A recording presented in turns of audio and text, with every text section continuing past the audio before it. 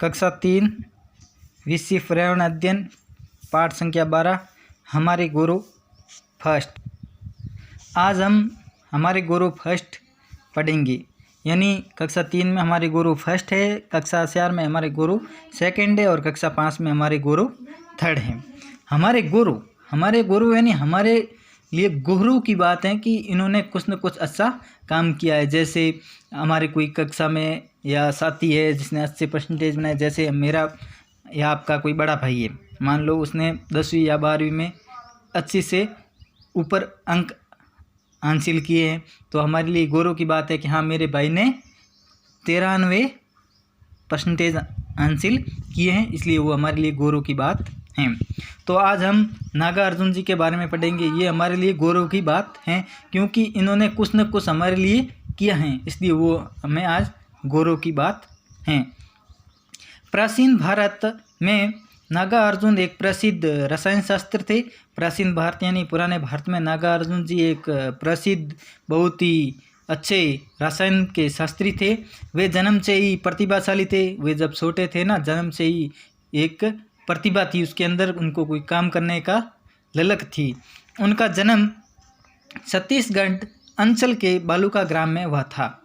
उन्होंने वेदांगों का अध्ययन शीघ्र ही पूर्ण कर लिया। उन्होंने जल्द ही वेद और वेदांगों का अध्ययन कर लिया था। कालांतर में नागार्जुन ने बहुत दर्शन का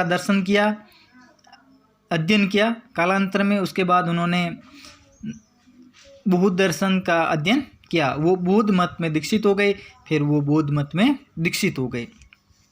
रसायन शास्त्र के क्षेत्र में रस हृदय नामक ग्रंथ में धातु क्रम पर कार्य का विवरण मिलता है। उनके जो रसायन शास्त्र हैं उसमें रस हृदय नामक ग्रंथ था, उसमें धातु क्रम पर कार्य करने का विवरण नागार्जुन जी का मिलता है।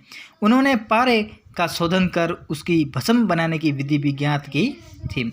चिकित्सा के क्षेत्र में उनका योगदान उल्लेखनीय है। उन्होंने इस क्षेत्र में अनेक ग्रंथ लिखे हैं। उन्होंने चिकित्सा के क्षेत्र में बहुत सारे ग्रंथ लिखे पढ़े हैं। नागार्जुन एक महान दार्शनिक थे, बहुत ही बड़े दार्शनिक व्यक्ति थे। उनका दर्शन शून्यवाद के नाम से प्रसिद्ध हुआ। नागार्जुन जी का जो लिखा हुआ दर्शन था जिसका नाम था शून्यवाद, उनके नाम से बहुत ही प्रसिद्ध हुआ। बौद्ध धर्म के महायान संप्रदाय के माध्यमिक सिद्धांत को प्रारंभ करने का श्रेय भी इन्हें ही जाता है। उन्होंने वैदिक व बौद्ध दर्शन में समन्वय स्थापित कर भारत की राष्ट्रीय एकात्मकता में मान योगदान दिया था। आंध्र प्रदेश में कृष्णा नदी पर बने विशाल जो बांध बना हुआ है, आंध्र प्रदेश के अंदर जो कृष्णा नदी है उसके ऊपर बहुत बड़ा बांध बना हुआ है, विशाल बांध बना। उस बांध का नामकरण उनकी स्मृति में